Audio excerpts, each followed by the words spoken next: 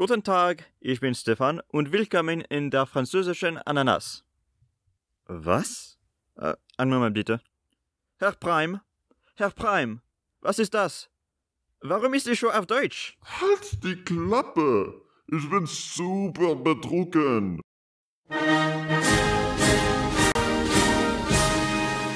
Non mais sérieusement, Monsieur Prime, depuis quand est-ce qu'on parle allemand?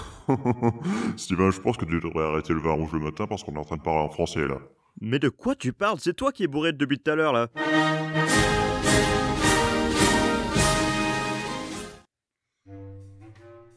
Okie dokie, let's try this again. Hello, welcome to today's video.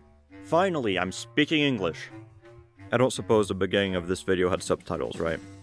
Anyway, this little linguistic mishap actually relates into the topic for today's video. Language! I speak more than one. I'm sure you're so surprised, especially after that intro. Steven, have I ever told you how much I loathe it when you speak? It really doesn't matter the language. I hate it when you make sound with your mouth. The questions I hear the most often are usually, Steven, which language did you learn first? And at what age did you learn the second language? To be honest, the answers to those questions are not that interesting. What? Something about you, Steven? Not interesting? No shit, Sherlock. Okay, Mr. Prime, you see this routine right here? What's going on? It's getting a little old. Oh, cry me a river. According to my mother, I learned English first as an infant, because around that time I lived in France and the only English speakers in my vicinity were my siblings and mother. I would later learn French when speaking to my father and eventually when I went to preschool. Essentially, I've been bilingual for as long as I can remember. I already know what some of you are thinking. What, that we don't care? Psst, no. That life as a bilingual person could be really, really fun and easy. Hell, I could just take my second language as a class and get a bunch of easy A's. In fact, when I was in middle school back in France, English classes were mandatory for every student, and on top of that, we had to choose a third language, either Spanish or German. I took German for 3 years, but that's not what this video is about. Today I'm going to talk about teachers who try to make me learn a language I already know. When I was in French equivalent to the 7th grade, I had already been taking English classes as a second language for about 3 years.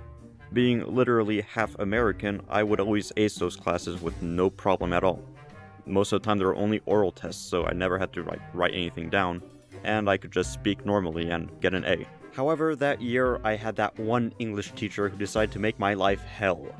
His name was Monsieur Nardot. This guy spent the whole year pretending he was a British person. He was clearly not. He was just as French as anybody else in the room, not including me, and it was so goddamn frustrating. Every time we were tested, he would obsessively nitpick everything I said. Because guess what? In France, they teach you British English. They don't teach you American English. So every time I use an American word to describe an object, I'd get points marked off. Steven, would you be so kind to describe to us what you're wearing today? Oh, well, I'm wearing a red polo shirt and gray pants. Oh, I'm sorry, but the word you're looking for is trousers, not pants. Nah, I'm pretty confident I'm wearing pants right now. Well, too bad, I just cannot give you full credit for that answer. Oh, what about that object over there? Could you tell me the name of it? That is a trash can. Wrong again. That is actually a litter bin. A litter bin. It's a goddamn trash can. Once again, I am sorry to disappoint you, but that is called a litter bin. Trash can. Litter bin. Trash can. Litter bin. Litter bin. Litter bin. Trash can. Trash can. Trash can. Trash can. And it didn't get better when it came to written tests. I followed all the instructions, I used the necessary words and wrote the necessary amount of sentences. However, again, when I went up to his desk to turn in my paper, he would stop me and say, "What is this? Only a paragraph? Steven, you are a fluent English speaker. I expect you to write a full essay. You need to do work proportional to the difficulty your classmates have to go through. Off you go now, front and back." Sir, you're gonna regret what you've done today. Oh, am I now? How so? Oh, you will see. You will see. Because over 7 years later, I've made a video about it on the internet. I win.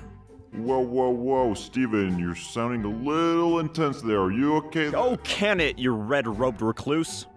I said I've won.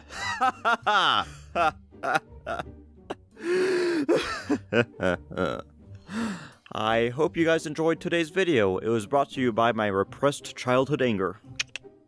Before I go, I want to thank you guys for the fan arts I've been receiving recently. Like this one by Roaming Tuna, which is surprisingly topical.